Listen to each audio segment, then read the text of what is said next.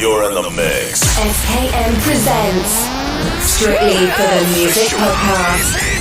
You are now live with the #1 podcast for all upcoming artists worldwide. It's the real deal. Welcome back, ladies and gentlemen, to another episode. This is Strictly for the Music Podcast. I'm your host, DJ SKN. The next guest I got live and direct, playing guitar since 1992. After playing for a local act until 1999, he split to follow his own path. In 2006, from the help of Scott Rainey, a producer and engineer, he released his self-titled debut album. With no further ado, ladies and gentlemen, let's give a warm welcoming to Anthony Michaels. How's it going? Hey, what's up, man? I thank you and I appreciate you coming on the podcast. Man, so let's get right into this. How did you start playing guitar, and how did you get involved in music? Well, I started quite a while ago, in the early 90s. So almost 30 years now. I started about 14 years old or so, and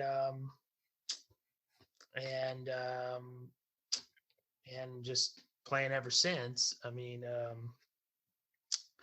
I got really into I liked a lot of the stuff from the 80s and stuff. So I liked a lot of the guitar solos type of stuff and stuff like that. And I was really into that. And which was kind of different at the time because the music had changed so much at the time with the alternative music and stuff. And so it wasn't very popular to do the kind of stuff I was interested in doing. But that didn't really faze me. I just kept doing what I was doing. And eventually I put a group together and I started working on our original songs and stuff. And then we had a problem with the singer, that started off as kind of like an accident, like just messing around. And then I had a hard time in the town where I lived in doing that kind of music. They didn't, it wasn't really a scene for it. And it wasn't until years later where the internet came out that there was all this way of promoting music online and stuff. And I started having a lot of success with that, because you had all this free promotion with Myspace and all this stuff. And then all of a sudden I just had places to play, and I put another band together, and I did a record where it was just like mostly instrumental songs with the guitar solos and stuff like that. And all right. So what was it like when you started playing for a local band act?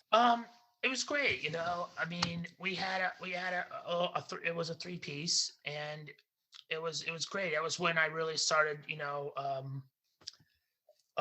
really kind of forming my sound and designing what I was doing. We just kind of approached it with a very kind of experimental kind of way of going about it. We just kind of wanted to have our own sound and didn't really want to follow any genre of music. And we had a lot of the three of us had a lot of diverse influences. So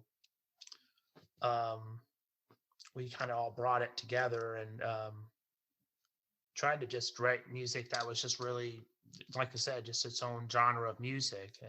And then I was writing this other music that had without words in it and stuff at the same time. So, but it went pretty good. And we had, well, what happened is we were going to play at the North by Northeast Music Festival. I think it was in Toronto, and didn't really go very well. And there was a lot of friction in the band at the time, and then that kind of broke up because of that. There was a lot of personal things going on and stuff, and so I just kind of just left to do my own thing after that. All right, man. So starting at an early age, at 14 years old, you started playing the guitar, you trying to find your design and how you're gonna go upon this, and then joining the band right after that. Like, how did that influence you to go into your solo act, man? Well, really, it really was because there wasn't really anybody that was really interested in doing the kind of music I was wanting to do. Where the town where I lived in, everybody was kind of closed-minded and doing the kind. They just wanted to play a certain kind of music, and if you didn't really flow with that, they didn't really want anything to do with you. And I mean, I would go out and audition for bands, and send them tapes and stuff, and they're like, well, that you're doing the guitar solo thing, that's 80s, so we don't want to do that. So we'll give you a call. And then nobody ever called, and I just kind of got like, well, I just kind of want to do my own thing, and I don't really want to do a cover band. And so I just started. I think at one point I just said, I'm just going to go full blast into this in this direction and start going into that, because this is so that was kind of the way it kind of started, was from that. All right, man. So all right, so between 1999 and 2006, what was your goals and what were you thinking you were about to do? Was there were you thinking about coming back as a solo kid, or what was going through your mind at the time? Oh, well, yeah, there was a few times that I actually did join a cover band in the middle of that, and I played with them for a while, but the desire to do the kind of music was just always there. I just always wanted to do the stuff that I wanted to do, and so I started just writing this music on my own, which I didn't hardly have any. I didn't have any funding or money to do this. It was just like I was just doing a lot of it in my head, and then doing it with little tape recorders, and kind of gave up on the band thing and just started to go solo because of really, it was just kind of like I felt like there was no other option I wanted to do, because there wasn't a lot of music I was interested in doing but what I was doing. So it's kind of a unique kind of thing there. All right, man. So let's move forward. 2006, you debut your album December 31st, man. What was your emotions? What were you going through at the time, man? Well, at that time, it was really great. I mean, the internet had, the new technology, because at the time in the 90s, there wasn't really any way to promote this stuff. It was just like standing outside with a flyer and like, come to a show, and people just put in a trash can,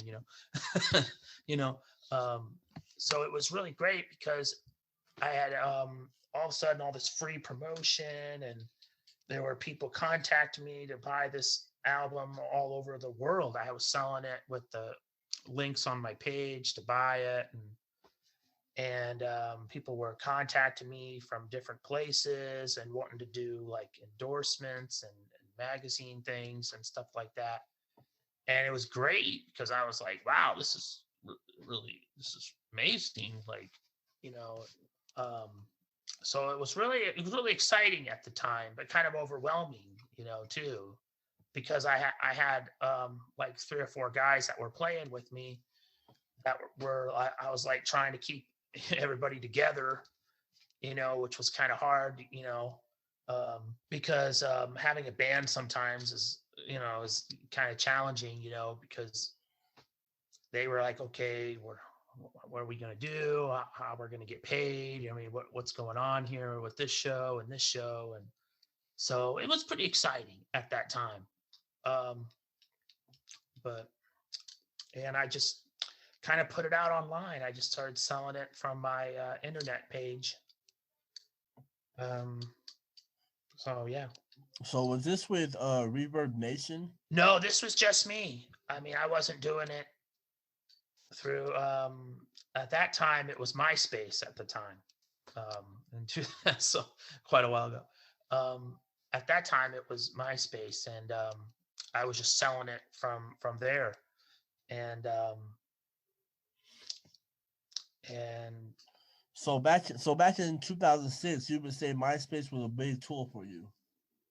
Yeah, it was. It was a really big tool. I mean, because like I said, it was like before, he was like passing out flyers and then giving clubs like tapes and stuff, which they don't really listen to it. And it was really hard to promote before all that happened. It was, so yeah, the internet made it to where it changed everything. It was, yeah, that was a big thing, and had a lot of success with that.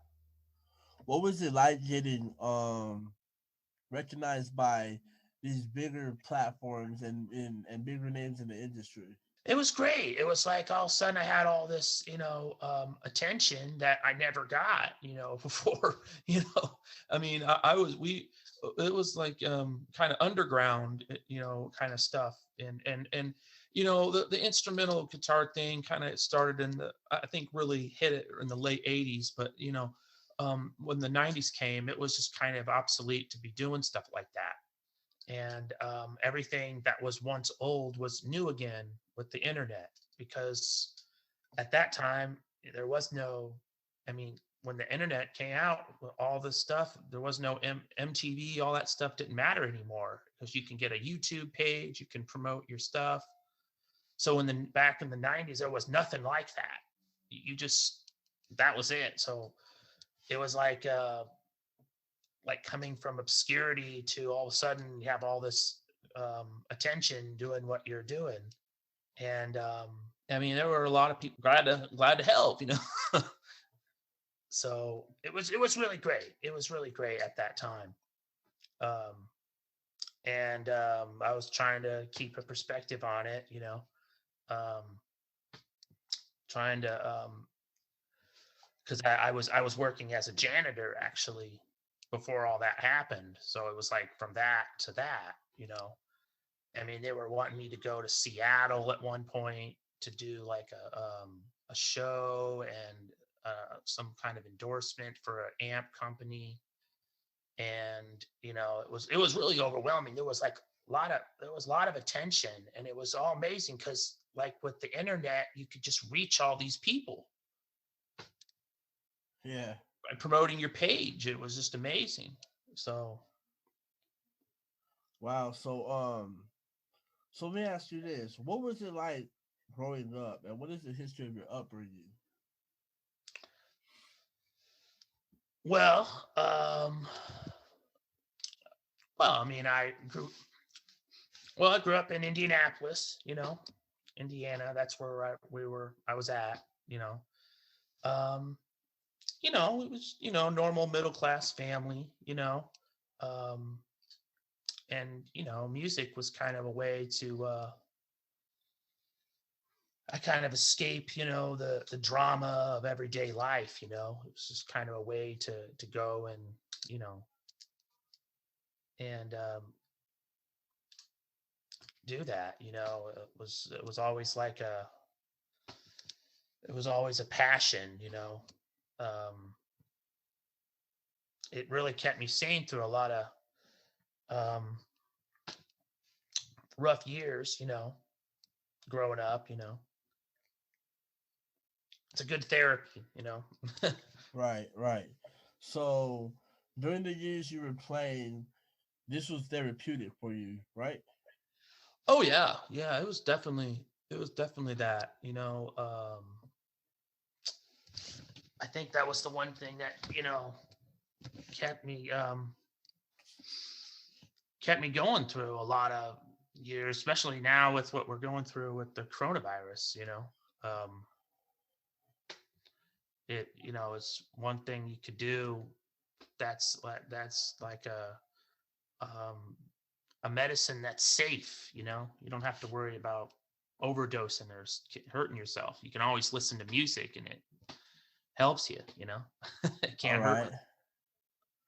All right. So, wow. 2006. Have you already been doing concerts, or have you did a tour with this album? Yeah. We toured around. I had a solo group that I had put together, and I was touring around everywhere I could financially. I was getting all these offers to, come over here, come over there. And some of I had to turn down because I just couldn't I was like, okay, I don't have the finances to go to another state far away or even out of the country. I had to, it was hard to do that because it was like, okay, but yeah, we toured around what we could. And it was really amazing because it was like, I had a drummer, a keyboard player, and a bass player that I had put together. And these guys, and I had a few other guys that I would kind of rotate to whoever was available. So it was kind of like rotating, um, 3 or 4 sets of band members because, so, yeah, we would tour different places and go into different states and then, like I said, at some of them, I just couldn't, I had to turn them down because I was like, okay, I don't have the finances to afford that to go that far. But yeah, it was really great. So All right. yeah. Okay, so let me ask you this, Anthony Michaels. So, what would you say that makes you different from other musicians? Would you say that the way that you came into playing the guitar in '92, and then joining a local act, did you have a different type of flavor and a different type of way you wanted to do music? Would you say that would make you different from other musicians, or what would? Well, I don't like to. That's a tough question. What sets me apart from other ones? I don't know. There's a lot of great musicians, and some of them, I look at and I'm just like, wow, they're doing something beyond what I can do. I try to look at it in a way, if I see someone else doing something great, I just to be inspired by it rather than intimidated, and what separates me, I think, is just try to focus on being original, try to focus on just writing your own songs and being yourself. I think that's what's really hard to do, and which I try to encourage musicians just to be yourself. Just do your own thing. Be who you want to be, and focus on just being your own original sound, and take influences from all kinds of things to do it. So I don't know if that explains it, but All right, man. All right, Anthony Michaels. Let's talk about your first track you released on the album, The Prodigy. right. Well, that song had come about through various changes. The Prodigy was the song that I got the most recognition for, and it started with just some chords and stuff that I had heard, and I was listening to this song from the Police called "Every Breath You Take." The part, and I was like, wow, those are very interesting chords, because he had some very interesting chords in that song. So I was like, maybe if I change it around a bit. And I was like, okay. Then I had some chord formations of just being influenced by that. And finally, when I got when I was putting the songs together, we did a demo of that with just the song, just the rhythm guitars, bass, and drums. And originally the song was like 15 minutes long, and I played it, and it was like really long. And the bass player who was playing with me, Alonzo Malcolm, his name, and he says to me, he's like, "This is just too long. It's just, you got to shorten this, and it should just start with a melody. You might be singing in this." And I was like, "Yeah, I think it might be vocals." So he's like, "Okay, we're going to just cut it down to about 5 minutes." And he gave me the idea to do it, and we chopped it up a bit. And then I came home and played the melody. I was just singing around and singing the melody to myself, humming it, and then trying to play it on an acoustic guitar. And then one night, it just came to me. I went in the studio and recorded that part, and it was just like everybody was looking at me like, man, this is it. This is it right here. And then I had like a kind of a dispute with the bass player who I was playing with at the time, where we were recording in his studio, and we just couldn't get along very well. And I had to go to another studio, and I took the tracks, went into another place, and started finishing the recordings in there. And we had to redo the drums. So I had to get another drummer to redo the drums for it. And then we had a guy came in, played an organ on it. And I went in with my Ibanez guitar and a Carvin MTS 3200 amp, and then just played the part. And I was really, really trying to capture it that day doing that, and sculpted the song and added the little couple little clean guitar parts in between the melodies, and then I had a second keyboard player play some synth parts. So there's actually two keyboards, electric sitar I played, an acoustic and an electric, drums, bass, and then the lead guitar part over that. And we mixed it, and which took about a month or so to mix it. Not a month straight, but whenever the studio was available to mix it. And then that was it. I looked at the final result and put it online, and I guess people liked it, I guess. All right, man. Hell yeah. All right. So you want to talk about track number 2 on the album? Oh yes, that actually that song was actually not supposed to be on there. That was a backing track that I had played over, that I used to just warm up on for guitar solos on. And we just were jamming it one night, and then my bass player said, "Hey, this is it. This is a cool song." And I'm like, "Well, I'm just shredding on this. This is just warming up." And it's like, "No, we should keep this." I was like, "Oh, okay." So I don't know. It's kind of over the top guitar solos in there, but that's basically it. It's just shredding. The song means insane, crazy guitar solos. Okay. All right. So track number 3, man. Who's Afraid? That was with vocals on it. We put that with my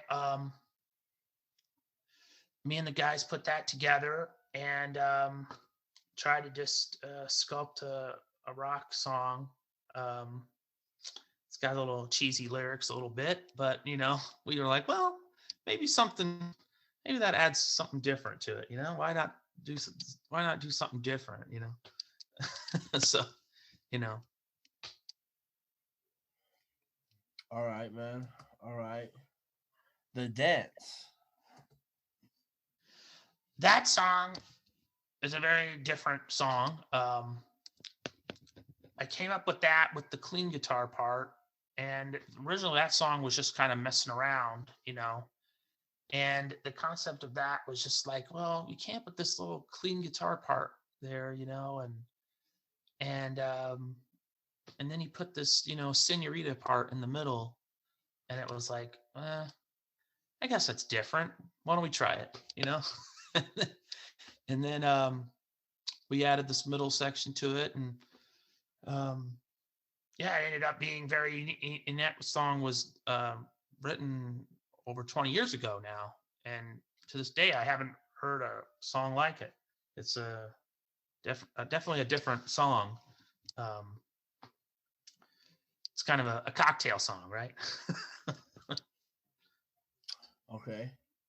All right. So, essence of images. Okay, that one was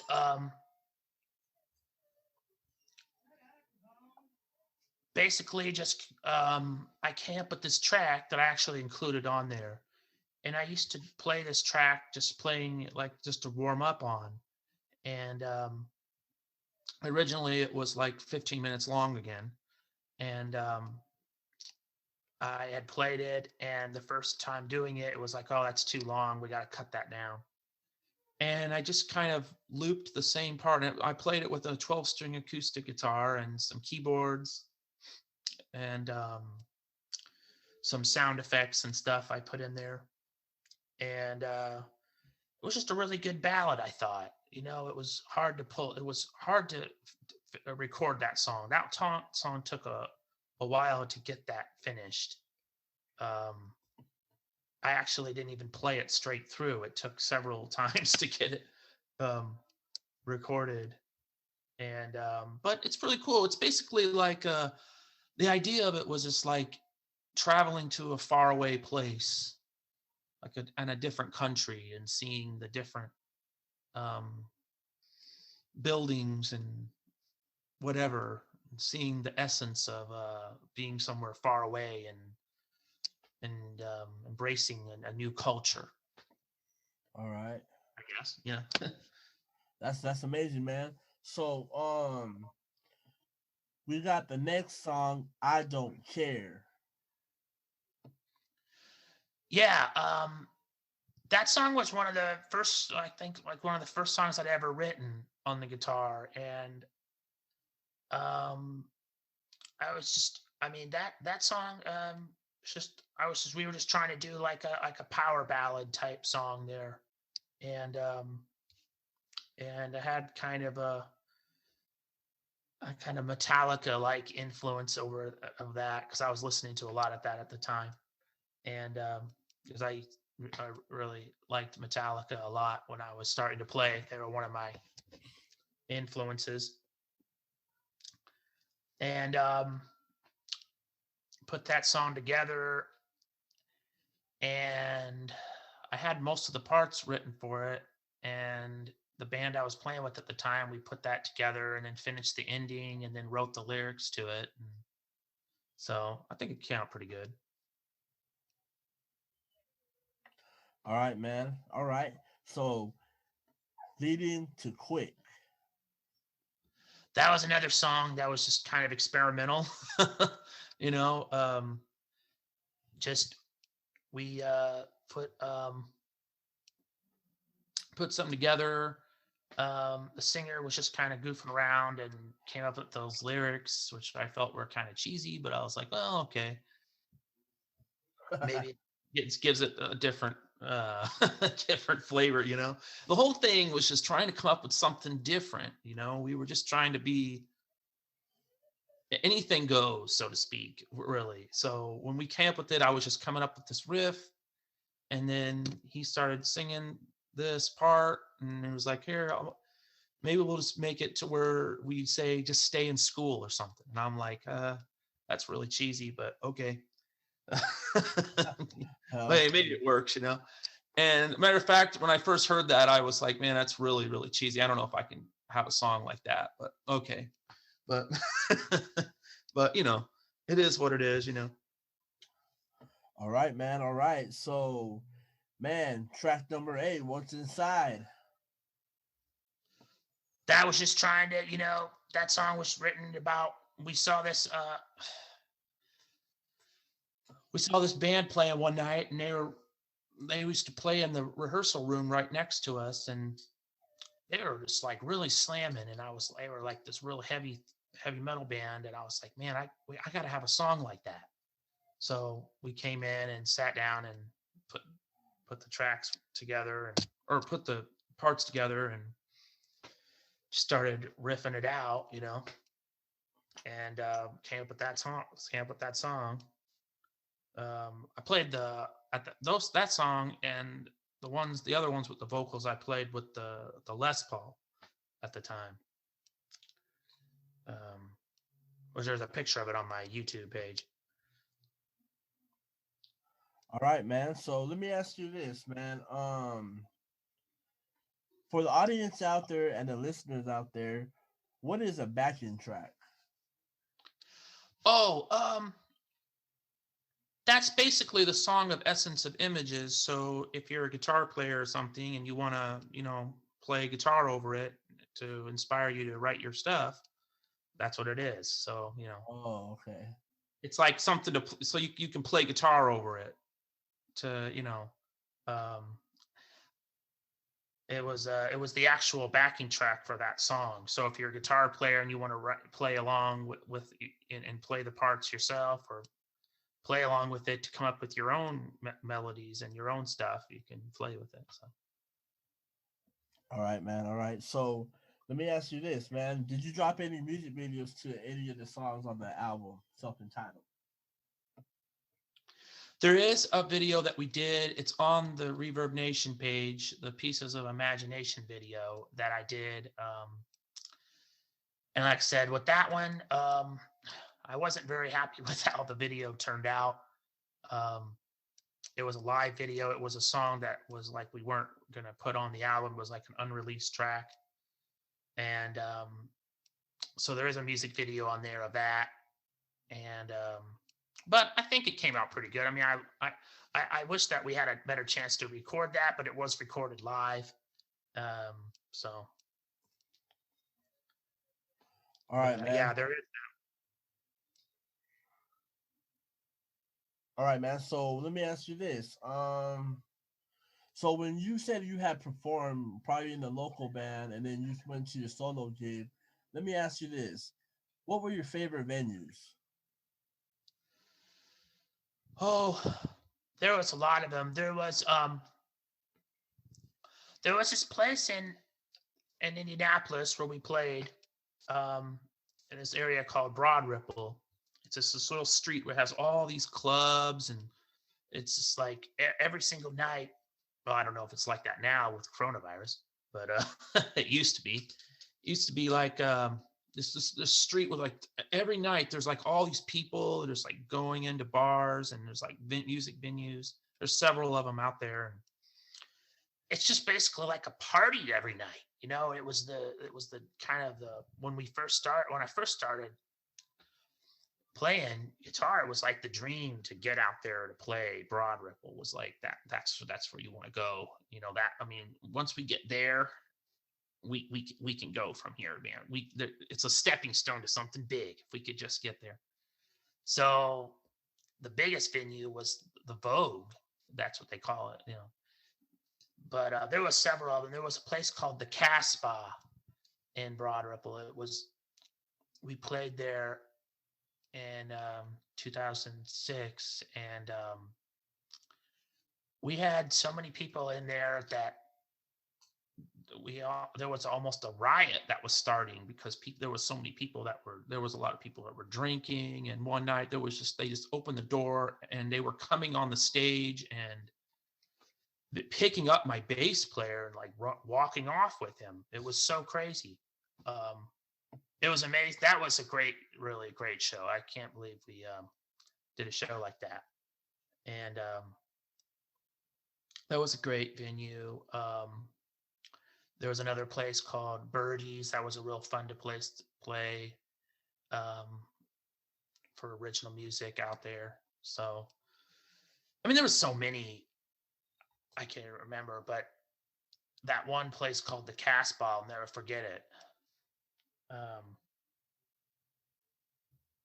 Yeah, there were some great times, those times. And like I said, going back 10 years before, it was just like, that was the dream to be there, but I could never get there. And then all of a sudden I put the stuff out on the internet comes out, and then now you can send your page to all these people, they can see you, and you can play these places. And it was just like, wow, this is amazing.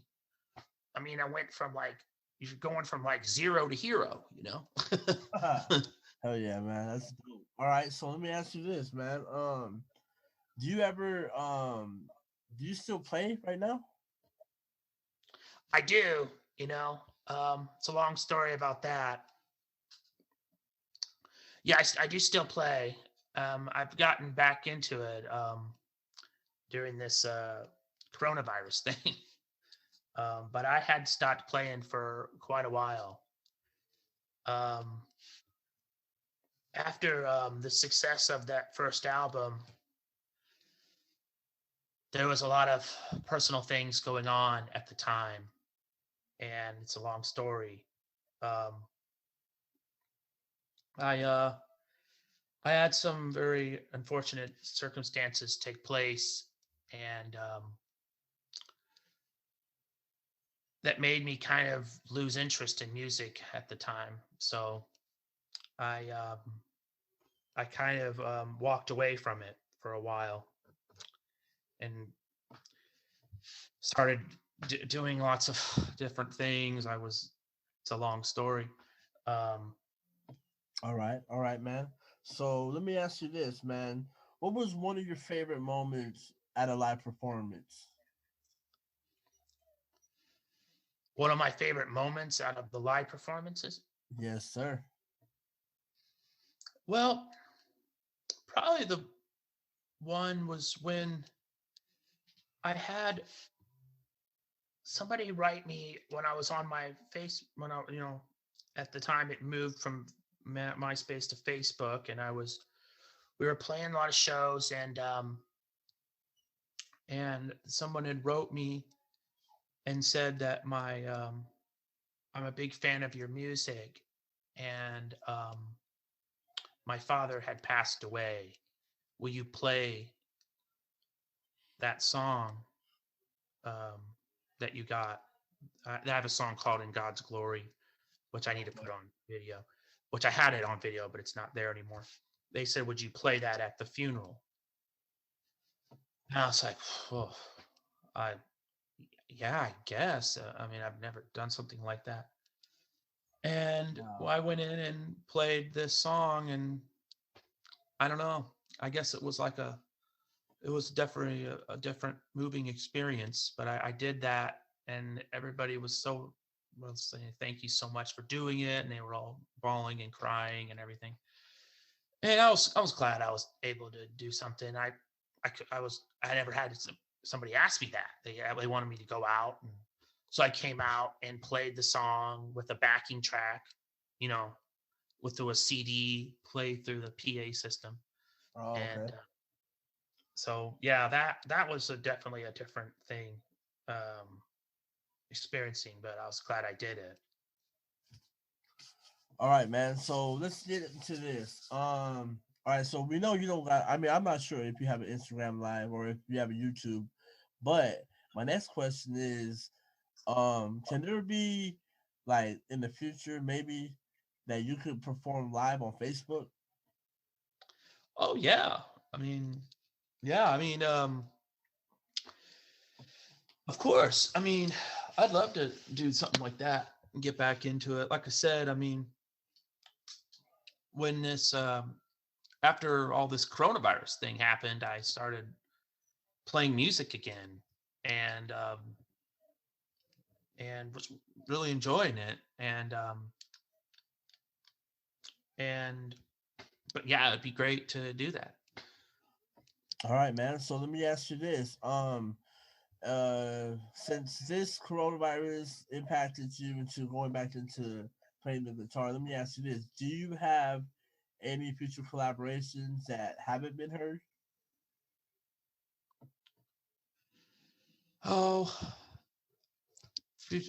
Future collaborations? Yeah, like something you haven't probably released, like probably after you debuted your album, like something that the fans or the audience haven't heard. Everything's out there right now, but I do plan to release a whole bunch of songs that I had done previously. I just never recorded, but I played them live and stuff like that. And a lot of the people have heard some of the songs where it was just done live, or they've recorded it with their phones or whatever. And but I've never had an official recording of anything like that. But I do plan to finish some of those songs and stuff like that, and put that out there. Okay. I mean, I have all this time on my hands, right, with this coronavirus now. I mean, no one's going anywhere. We don't know how long this will be. Right.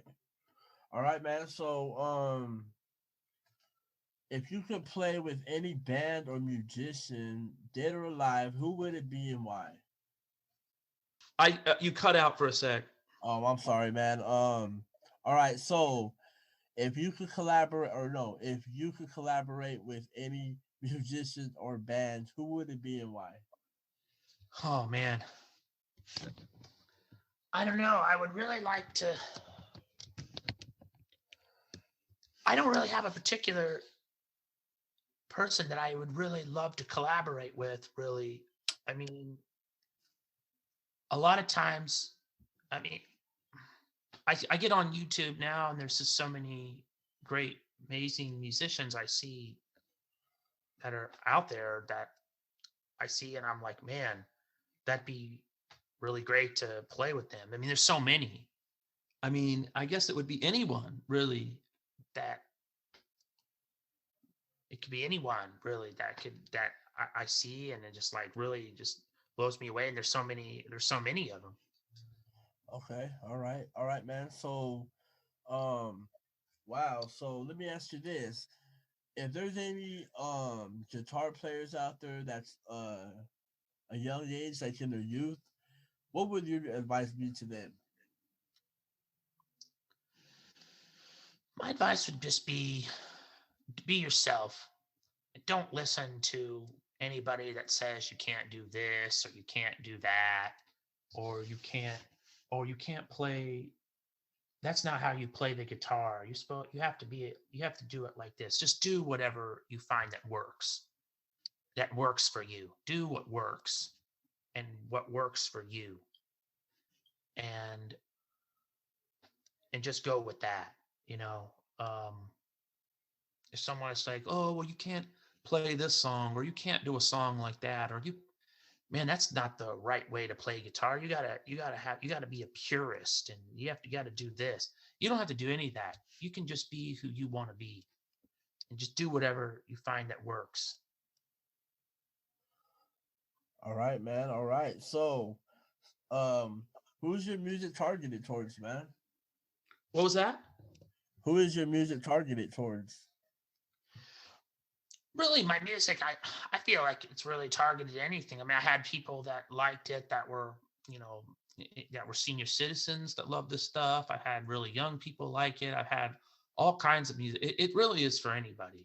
I mean, because really the kind of stuff that I'm doing, I don't think there's a particular scene that there's out in any specific place doing this.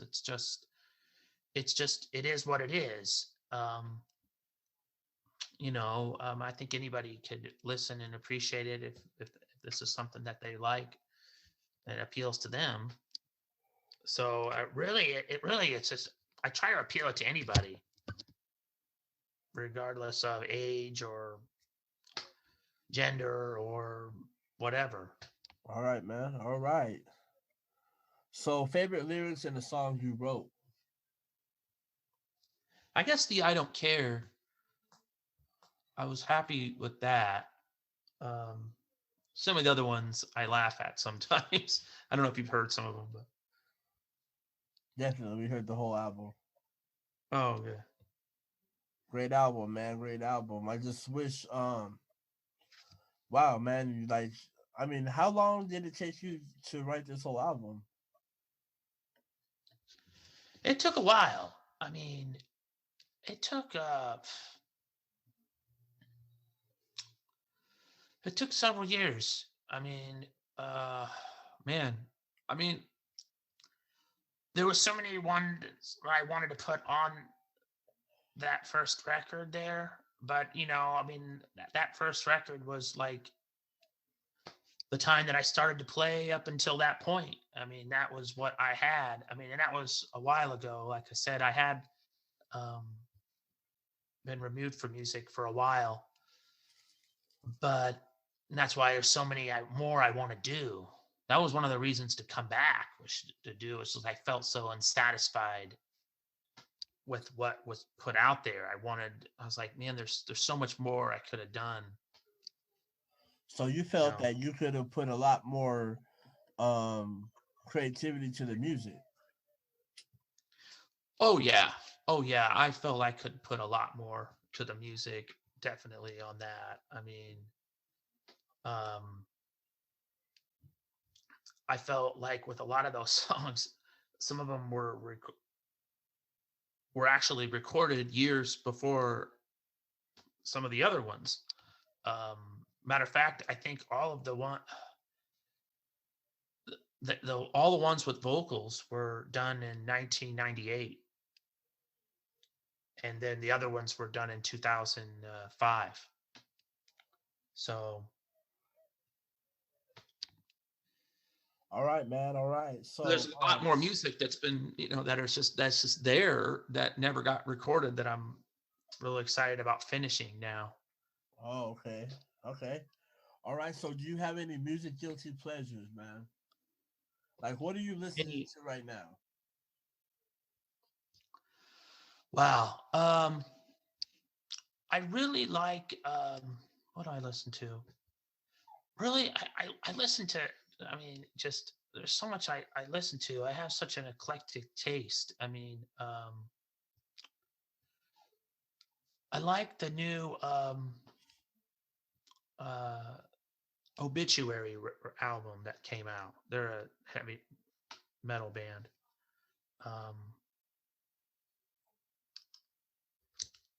And I like a lot of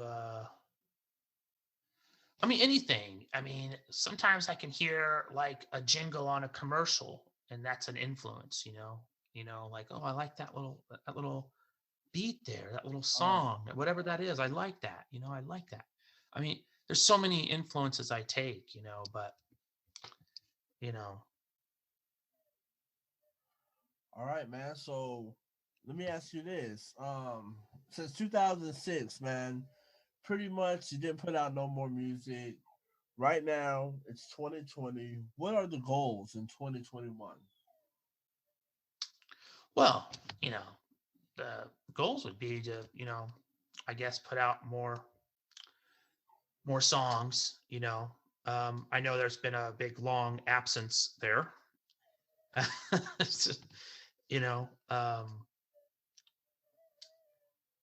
Which is a long story. I don't know if we have time to talk about that, but I guess to put out more songs and to finish the songs that just been sitting around. Like, as I said, there's so many that never got finished and recorded or properly recorded correctly that I would love to finish and put out there for people to hear.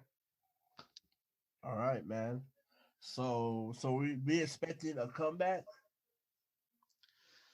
I guess so. There was a point after these years I thought about just, I don't want to do it anymore. But I don't know. There was a point where actually during this coronavirus, just sitting here, that I was like, playing the guitar is so helpful, and it's just playing music is so therapeutic. I can't stop. I need to continue this. That's amazing, man. That's amazing. It really is. Wow, man. So what is the best advice you have been given?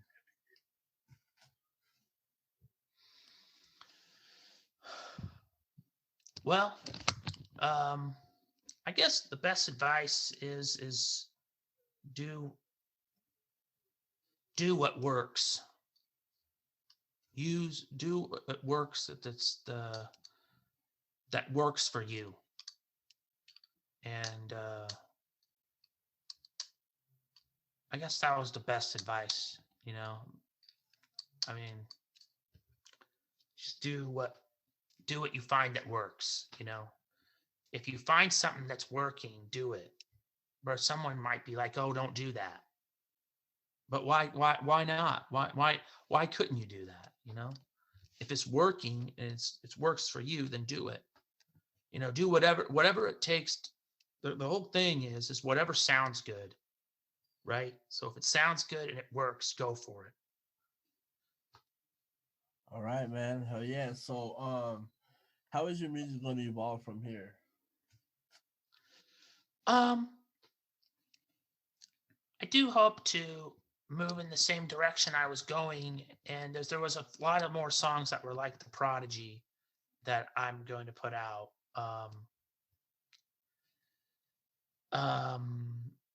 So there'll be a lot more, but there'll be also some more up-tempo songs as well. Some more up-tempo, harder rock songs and stuff like that. But there'll definitely be more songs like the Prodigy, as in that seemed to be what most of the audience seemed to enjoy the most. Hell yeah. All right, man. All So right. it's kind of like supply and demand. They seem to like that the most. So okay, I'll make more of it. Absolutely, absolutely, man. All right. So, you got any special shout outs you want to give?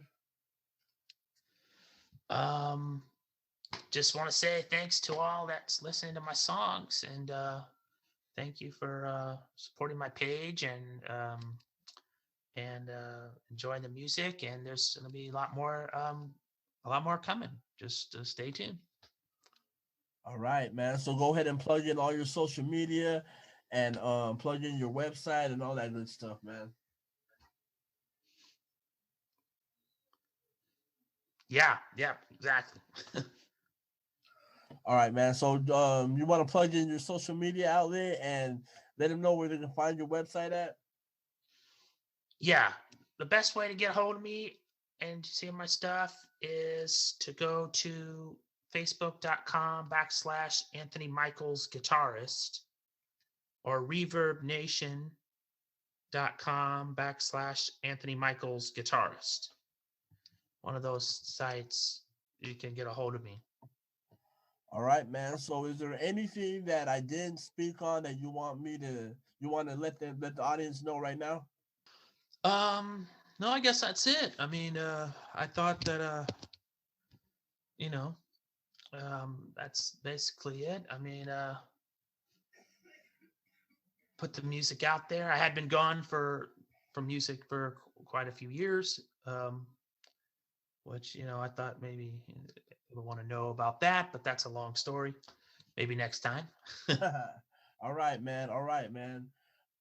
Man. Thank you for coming on the podcast. Thank you for letting us know that we're going to be expecting more music. That's going to be really dope. I can't wait for that. Also, man, it was a pleasure having you on this podcast and letting your story be told and the music, let everyone know the music you made and created during the years that you were present. So, with that being said, ladies and gentlemen, this is Strictly for the Music Podcast.